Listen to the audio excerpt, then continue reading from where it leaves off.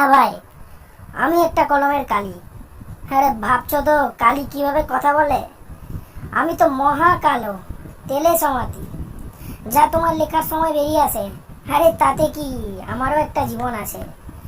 আমার জন্ম হয়েছিল এক বিশাল কারখানায়, যেখানে আমার মতো কালো আর নীল কালির ভিড়ে গাঁজাখুরি কাণ্ড ঘটছিল। আমাদের গুঁড়ো গুঁড়ো করে মেশানো হলো যেন আমরা কোনো মশলা। তারপরে আমাদের বোতলে ভরে দিল। ভাই, বোতলের ভেতরে থাকার মতো জ্বালা তুমি বুঝবে না। যেন সারা জীবন কারাগারে কাটাচ্ছি। একদিন হঠাৎ করে আমাদের বোতল খোলা হলো, আর আমাকে এক রূপালী কলমে ঢেলে দেওয়া হলো। বাহ, এতদিন বন্দি জীবন কাটিয়ে আমি এখন রাজপুত্রের মতো।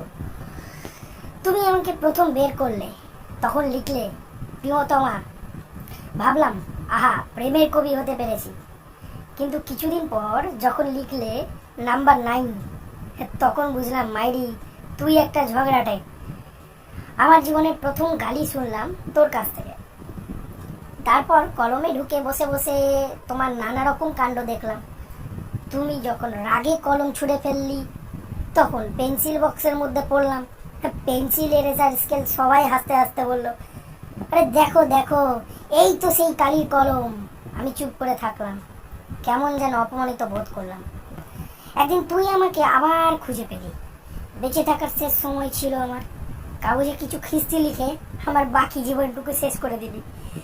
কিন্তু জানিস, তুই যেমনই হোক, আমি সুখী ছিলাম, কারণ আমি তোর অনেক কথার সঙ্গী ছিলাম।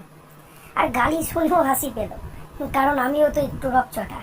আমার জীবনের শেষ কথা হলো, তুই যা লিখেছিস কালি ছাড়া কিছুই হতো না।